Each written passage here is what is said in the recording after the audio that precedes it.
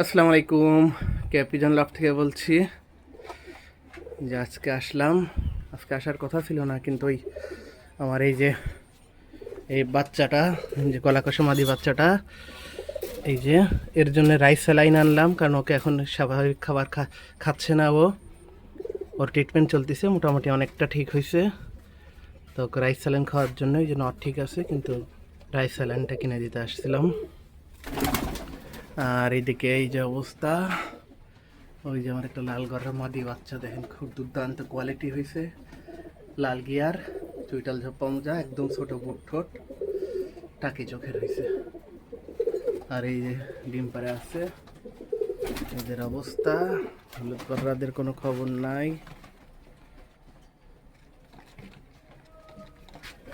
এই যে এরা একটা ডিম পাড়ছে। আর সবচেয়ে ভালো কথা, আমার এই যে সবজি গররা সেকেন্ড পেয়ারটা, যেটা ডিফোকাস হচ্ছে, ওই যে সেকেন্ড পেয়ারটা, এই যে একটা ডিম পাড়ে বসে আছে। আর এইদিকে হচ্ছে এই যে লাল গররাটা, আমার সেকেন্ড পেয়ারটা, ওই যে ডিম পারছে একটা। আর এটা তো একটা পারছে, এটা আজকে পারবে। আর এদিকে মিলি গররাটা, এই যে একটা বাচ্চা ফুটাইছে, ওইটা ওর না, প্রচণ্ড রাগী। এটা অন্য একটার, কোনটা দিছে আমি ভুলে গেছি। একটা ডিম নষ্ট হয়ে গেছে। আর এই যে সব যেগুলো ছেড়ে দিয়ে রাখছি, এই যে আল্লাহ রহমতে সব কবুতর সুস্থ, শুধু একটা বাচ্চাই ট্রিটমেন্ট চলতেছে। ইনশাল্লাহ আল্লাহ রহমতে 100% সুস্থ হয়ে যাবে 2-4 দিনের মধ্যেই। অলরেডি ওষুধ কাজ দিয়ে দিছে। এই হচ্ছে অবস্থা। এই যে আমার হলুদ গররাগুলো আস্তে আস্তে বড় হচ্ছে, যেগুলো ছেড়ে দিয়ে রাখছি।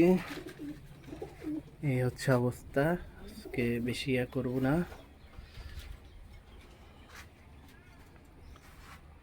সবাই ভালো থাকবেন, আমার লাভটির জন্য দোয়া করবেন। আমাদের এখানে তো বৃষ্টি ছাড়তেইছে না, টানা বৃষ্টি চলতেছে।